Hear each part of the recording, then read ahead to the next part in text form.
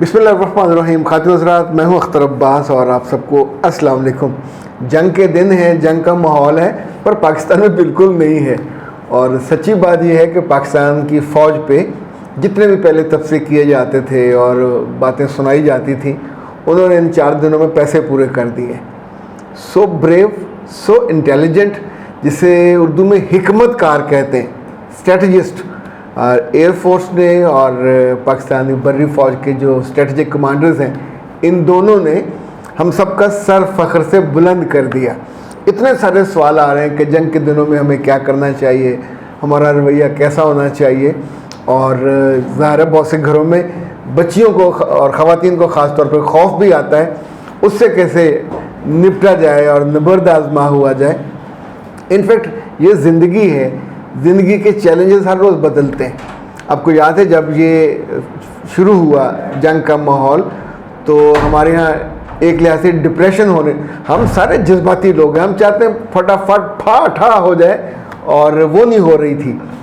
फिर जब जनरल नदीम ने ये बयान दिया कि हम अपनी मर्ज़ी से वहाँ मारेंगे और वो इनके टीवी बोलेंगे कि हमने किया है, हमें कोई सबूत नहीं देना पड़ेगा, तो कल उन्होंने वो भी किया। और उसके नतीजे में जिसे कहते हैं ना स्ट्रेटजिक डेप्थ वाले उनके फ़ज़ाई अड्डे और उनके सिस्टम उड़ा दिए, और एक पूरा वहाँ अब खौफ तारी है।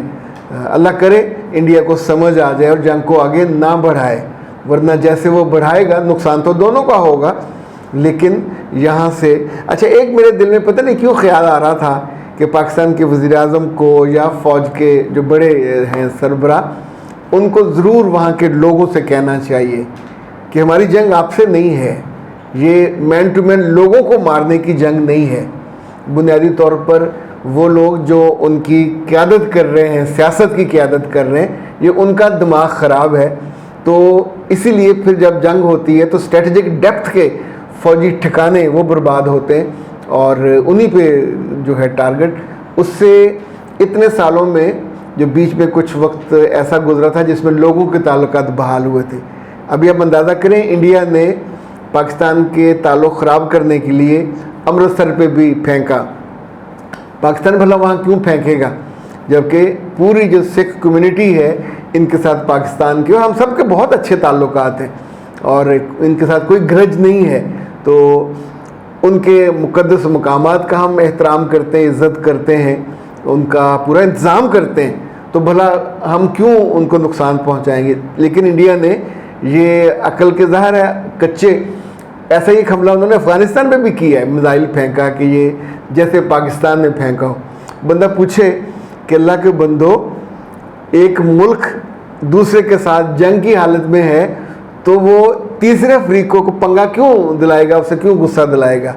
खैर उसके बिल्कुल जवाब में अफ़गानिस्तान के लोगों ने, ख़ास तौर पर उनका कोई शहर है बोल दे, वहाँ सब लोग जमा हुए, उन्होंने पाकिस्तान के हक़ में नारे लगाए और ये भी कहा कि हमारे गिले शिकवे अपनी जगह पे, लेकिन जो अगर इंडिया नुकसान पाकिस्तान को पहुँचाएगा तो हम पाकिस्तान के साथ हैं। इस मौके पे एक और जो चीज़ बहुत अच्छी मुझे लगी वो दुनिया का कंसर्न है। चीन आपके साथ खड़ा है, सऊदी अरब बार बार टेलीफोन उनके आ रहे हैं, उनका वज़ीर आया, कतर वाले, ये जो ईरान आम तौर पे इस मामले में डंडी मारता है, उसकी स्ट्रेटजी सही नहीं होती, लेकिन इस दफ़ा चले बंदा खामोश रहे लेकिन धोखा ना दे, दुश्मन के साथ नहीं मिलना चाहिए।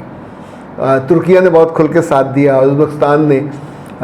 इस दफ़ा जो रशिया वाला महाज है ये भी पाकिस्तान ने अपनी हिकमत अमली से, तो वो जो एक ज़माने में होता था पाकिस्तान से शिकायत, अकेला रह गया, तो अब ये अकेला नहीं है, दुनिया हमारे साथ है। अच्छा जी, अब आते हैं कि क्या करना चाहिए। एक बात ये याद रखें कि जंग के दिनों में आम पब्लिक सोए सब्र के, इंतज़ार के और दुआ करने के कुछ नहीं कर सकती। हम कुछ काम एक्स्ट्रा करते हैं, लाइक जो अफवाहें वहाँ से फैलाई जा रही होती हैं हम उनको आगे फैलाते हैं। हमारे अपने मुल्क में ऐसे जालिम लोग मौजूद हैं कि जो हुकूमत को पसंद नहीं करते, उन्होंने फ़ौज को गालियाँ देने और उनके बारे में मीम्स बनाने में कोई कसर नहीं छोड़ी। नहीं करना चाहिए। ये गद्दारी के ज़िम्रे में आता है कि जंग हो रही हो और आप अपने ही मुल्क की फ़ौज और लोगों की पीठ में छुरे घोंप रहे हो, यानी आप पॉलिटिकली डिफरेंस रखते हैं ओके, जब इलेक्शन होगा लड़ लीजिएगा, एक दूसरे के साथ नारे भी मार लें, लेकिन जंग के दिनों में ये नहीं करना चाहिए, किसी तौर पे नहीं करना चाहिए। इसी तौर पे अपने बच्चों को पॉल्यूटेड नहीं करना चाहिए। जब अच्छा, हम आमतौर पे जो मैंने देखा है कि लोग इन दिनों में दुआएं कम करते हैं। अल्लाह के रसूल सल्लल्लाहु अलैहि वसल्लम ने जंग के दिनों में कुनूत नाज़िला पढ़ने का हुक्म दिया नमाज़ों में, और ख़ास तौर पे नमाज फ़जर में। हमने चूँकि कई जंगों में पढ़ी हैं ये, और इज्तिमाई तौर पे पढ़ी जाती थी जब भी कोई मुसीबत आती इस तरह की। इनफरादी तौर पे ज़रूर दुआ करनी चाहिए। जंग के लंबे होने में बहुत नुकसान होते हैं, और लोगों का भी, जानो माल का भी, पढ़ाइयों का भी, हर चीज़ का, और मुल्कों का भी। ज़ाहिर है जो आपके असासे हैं, जब एक दूसरे के तबाह होते हैं तो दोनों का नुकसान होता है। इसलिए वैसे तवक्को तो बिल्कुल नहीं है कि इंडिया को अकल आए, क्योंकि अब वो मान तो रहे कि हमारा ये नुकसान हो गया, लेकिन उन्हें सबक सीखना चाहिए कि जिसको छोटा समझा, कमज़ोर समझा, अब उनके जो मिसाइल आते हैं वो ज़्यादा ज़ोर से, ज़्यादा ताकत से और तगड़े। ख़वातीन बहुत जल्दी डर जाती हैं। एक बात जो हमेशा आपको मजबूती देनी चाहिए कि ज़िंदगी और मौत ये अल्लाह के फ़ैसले हैं, उसकी अता है, उसकी नेमत है, उसकी अमानत है, जब चाहे वापस ले ले।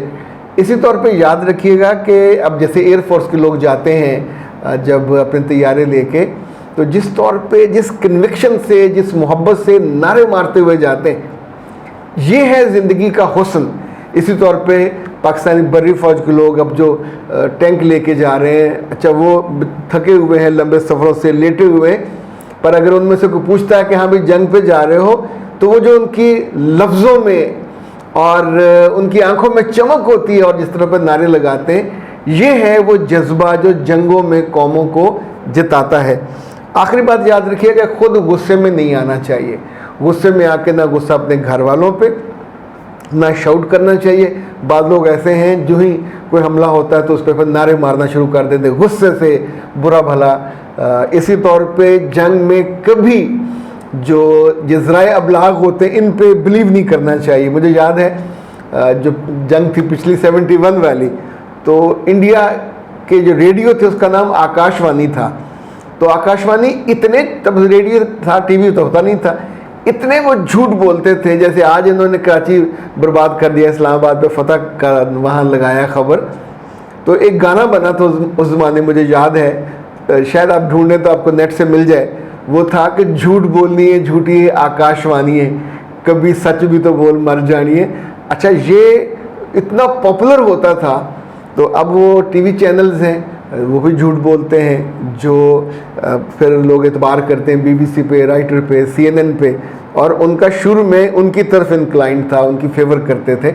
अभी जब नुकसान ज़्यादा हुए और लगा कि पाकिस्तान स्ट्रेटजीज वाइज आगे है, अब उसकी कुछ अरसे बाद ये दाद देने लगेंगे चीन को। यानी जो मशीन बनाने वाला, ओके शुक्रिया, बहुत हेल्प की, लेकिन जो बहादुरी है, जो जुर्रत है, जो गैरत है, जो मलकियत है, वो तो हमारी है। ये सारे लोग हमारे हैं जो आगे बढ़ के लड़ रहे हैं अपनी जानों की परवाह किए बिना। अल्लाह इन सब की हिफाजत करे, आपकी भी हिफाजत करे। ये दिन भी गुजर जाएंगे, पर इसमें कमज़ोर नहीं पड़ना, इश्ताल में नहीं आना, अफवाहें फैलाने वाला नहीं बनना, और अपने बच्चों पे वो गुस्सा नहीं निकालना।